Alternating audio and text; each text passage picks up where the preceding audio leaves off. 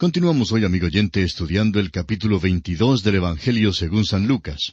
Y en nuestro programa anterior hablábamos de Judas, por sobrenombre Iscariote, y cómo Satanás había entrado en él. Y dijimos que lo que había sucedido con Judas es que a pesar de haber andado con Jesús y junto con los discípulos, al final se hizo evidente que en realidad había rechazado a Jesús.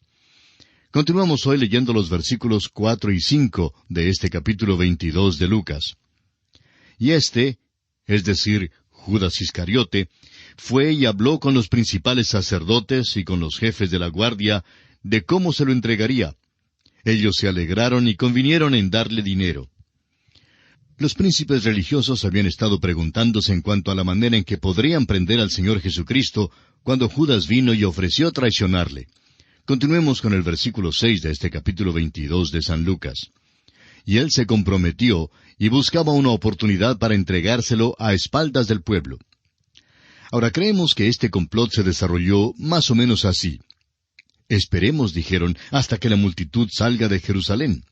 Esperemos hasta que esté solo para que podamos prenderle, hasta cuando el pueblo no sepa qué es lo que estamos haciendo. Planeaban prenderle secretamente. Ahora Judas tendría que esperar y dejar que los príncipes religiosos decidieran cuándo sería la hora propicia. En realidad esa hora nunca llegó. Por eso Jesús dio el pan a Judas en el aposento alto durante la Pascua y le dijo, «Lo que vas a hacer, hazlo más pronto.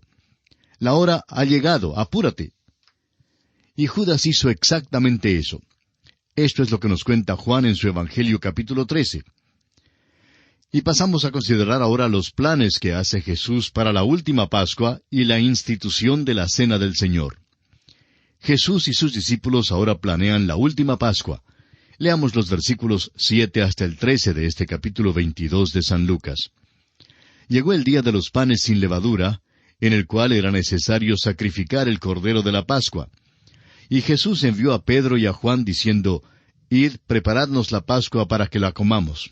Ellos le dijeron, «¿Dónde quieres que la preparemos?»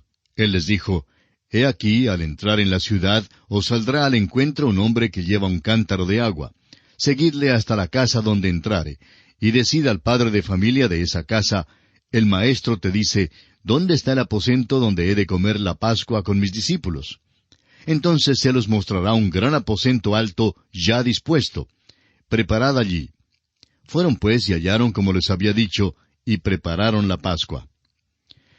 No vemos ningún motivo de atribuirle algún carácter milagroso a este pasaje. Nuestro Señor Jesucristo había ido a Jerusalén muchas veces. Seguramente ya conocía al hombre que tenía este aposento alto.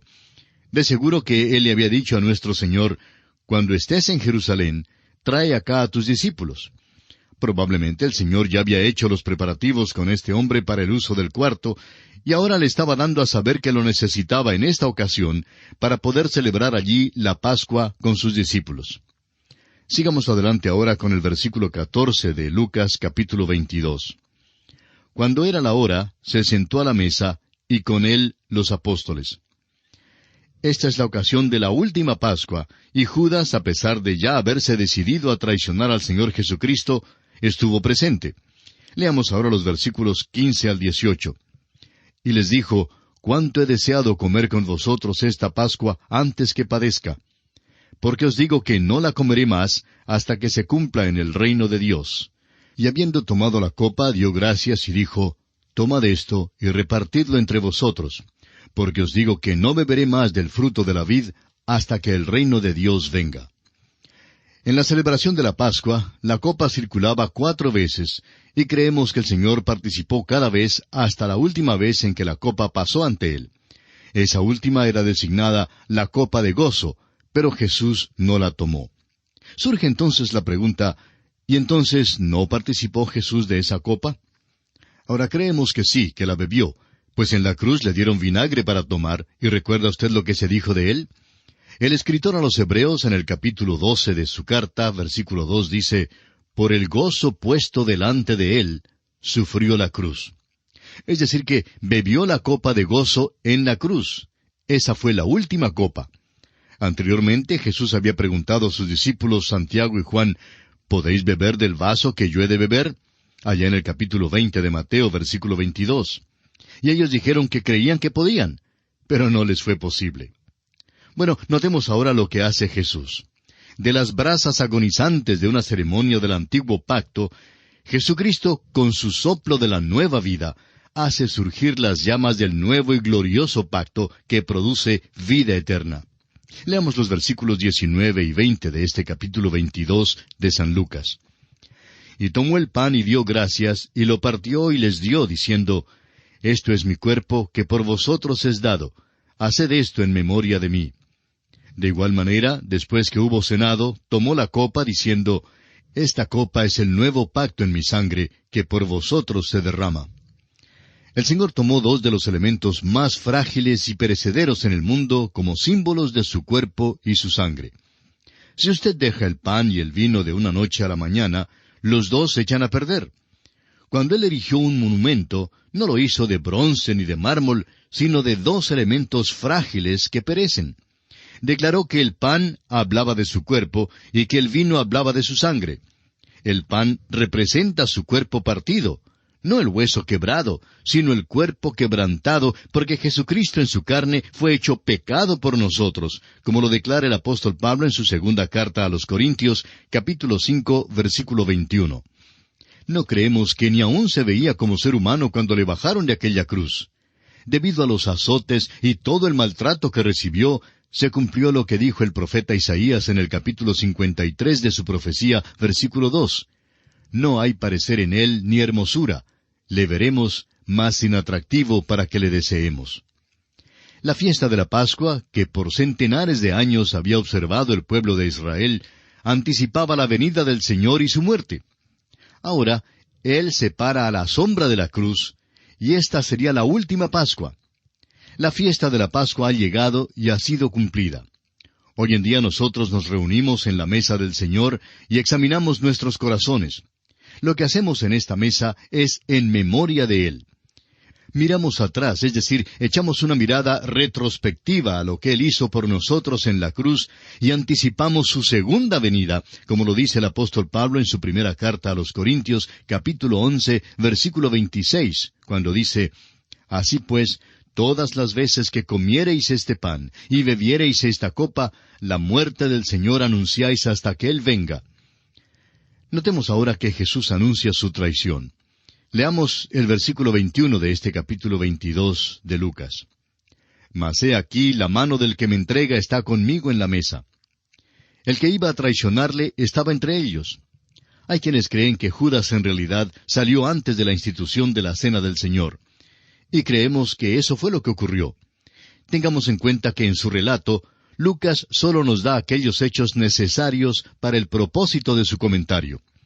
Por su parte, Juan, en su Evangelio capítulo 13, versículos 26 al 30, establece claramente que durante la Pascua, nuestro Señor, mojando el pan, lo dio a Judas y le dijo, «Lo que vas a hacer, hazlo más pronto».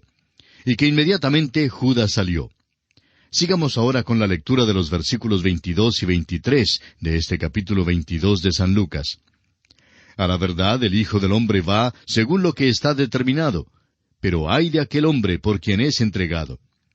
Entonces ellos comenzaron a discutir entre sí quién de ellos sería el que había de hacer esto.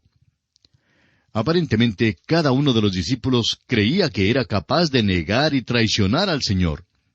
Ahora, si usted es honesto, amigo oyente, bien sabe que también usted podría traicionarle. Si Cristo no guardara su mano sobre mí, también a mí me sería posible traicionarle. También yo podría negarle durante los próximos 5 minutos. Sin embargo, doy gracias a Dios que Él no quitará su mano de mí y me regocijo en eso. Esto es lo que Dios ha prometido en su palabra, y yo creo en su palabra. Pasemos ahora a considerar la grandeza en el servicio. Leamos el versículo 24 de Lucas capítulo 22. Hubo también entre ellos una disputa sobre quién de ellos sería el mayor. Ahora note usted que estos hombres que recién habían reconocido hasta dónde podrían bajar, también aspiraban ahora a ser los mayores. ¿Puede usted imaginar tal cosa, amigo oyente? Allí mismo, a la sombra de la cruz, estos hombres están codiciando el mayor puesto en el reino. Pero esto no debiera realmente sorprendernos tanto, puesto que vemos que ocurre lo mismo en la iglesia hoy en día. Sigamos leyendo los versículos 25 al 27 de este capítulo 22 de Lucas. Pero él les dijo, los reyes de las naciones se enseñorean de ellas, y los que sobre ellas tienen autoridad son llamados bienhechores. Mas no así vosotros, sino sea el mayor entre vosotros como el más joven, y el que dirige como el que sirve. Porque, ¿cuál es mayor, el que se sienta a la mesa o el que sirve? ¿No es el que se sienta a la mesa? Mas yo estoy entre vosotros como el que sirve. El Señor les está diciendo que Él había tomado el puesto más bajo. Eso es lo que Él hizo cuando tomó el lugar mío y el lugar suyo en la cruz, amigo oyente. Es como un amo que se levanta de la mesa para decirle a su siervo, siéntate a comer y yo te serviré. Cuando Jesucristo vino a la tierra, todos los hombres debieran haberle servido a Él. Pero en lugar de eso, fue Él quien sirvió a los hombres. Nos ha puesto una mesa de salvación y nos ha invitado a esta gran fiesta de la salvación. Leamos ahora el versículo 28 de Lucas 22. Pero vosotros sois los que habéis permanecido conmigo en mis pruebas. El Señor es bondadoso en gran manera, y así alaba a los discípulos por haber permanecido con Él en todas sus pruebas acá en la tierra. En los versículos 29 y 30, el Señor Jesús continúa hablando. Yo pues os asigno un reino, como mi Padre me lo asignó a mí, para que comáis y bebáis a mi mesa en mi reino, y os sentéis en tronos juzgando a las 12 tribus de Israel. Estamos seguros que los apóstoles tendrán un puesto especial en el reino, pues ellos llenaron la brecha entre el Antiguo y el Nuevo Testamento. Salieron de la economía, es decir, del sistema del Antiguo Testamento, y pasaron a la economía del Nuevo Testamento. Y ni usted ni yo nos hallamos en aquella posición hoy en día. Ninguno de nosotros podrá hallarse en aquel puesto en particular, porque cronológicamente fueron ellos quienes llenaron la brecha. Les será dado un puesto prominente en el reino, y ellos no solo comerán y beberán en la mesa del Señor, sino que también se sentarán en tronos y juzgarán a las 12 tribus de Israel. Dios tiene grandes cosas guardadas para sus hijos que revelará en el futuro. Creemos que todos los redimidos podrán ocupar puestos bastante elevados. Usted, amigo oyente, ¿está trabajando para obtener un puesto en el cielo? Compréndanos bien, no queremos en manera alguna decir que debe trabajar por su salvación.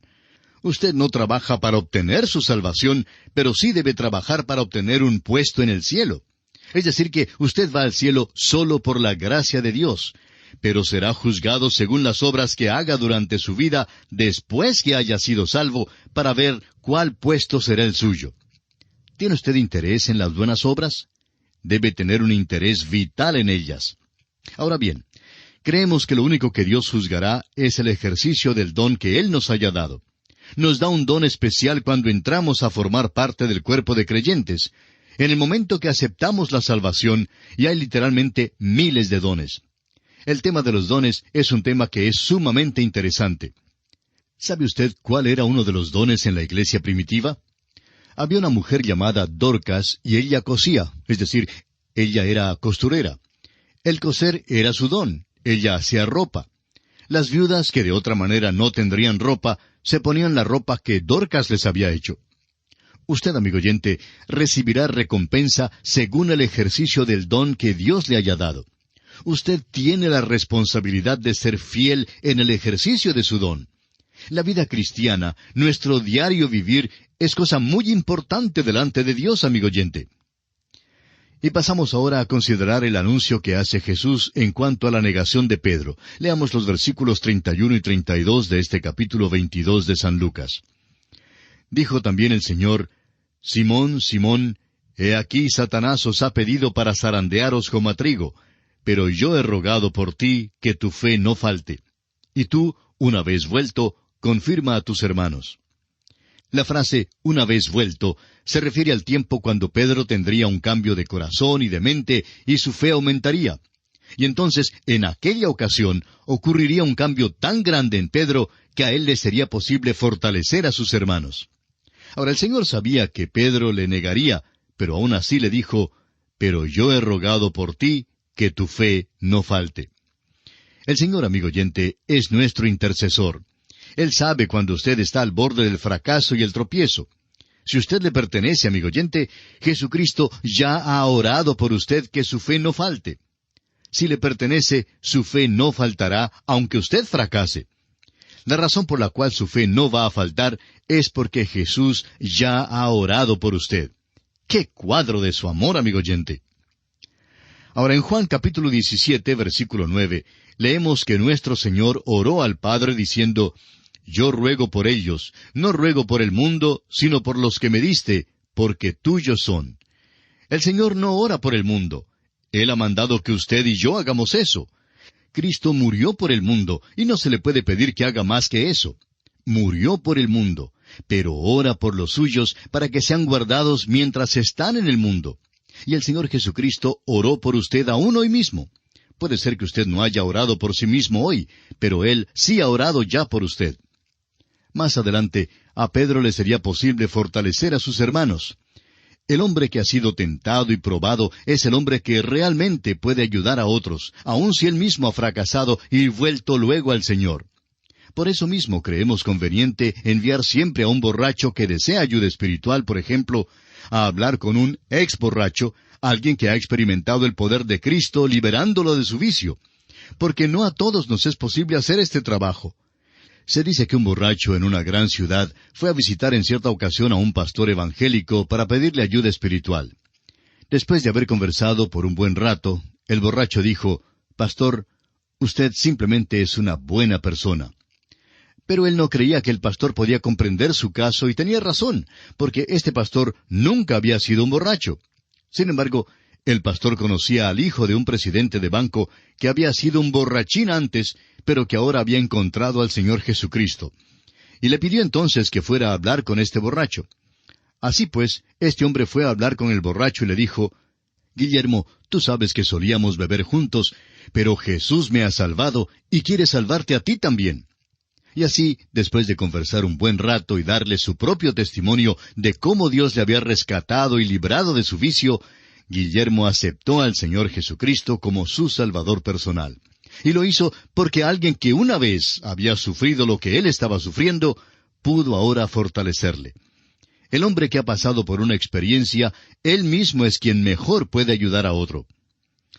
Volviendo ahora al caso de Pedro, escuchemos lo que él expone a Jesús. Él le dijo, «Señor, dispuesto estoy a ir contigo no solo a la cárcel, sino también a la muerte». Ahora Pedro hablaba en serio, pero lamentablemente no se conocía a sí mismo. Y muchos de nosotros en realidad no sabemos lo débiles que realmente somos. Ahora note usted lo que dice el Señor aquí en el versículo 34 de Lucas capítulo 22.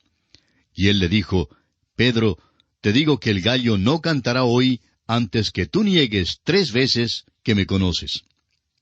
Pedro simplemente no creía que podría negar al Señor Jesucristo. Pero como bien lo sabemos, antes de pasar aquella noche, Pedro negó al Señor 3 veces. Y aquí nos detenemos, amigo oyente, por esta ocasión. Continuaremos Dios mediante en nuestro próximo programa. Es nuestra oración que el Señor colme su vida con las ricas bendiciones del cielo.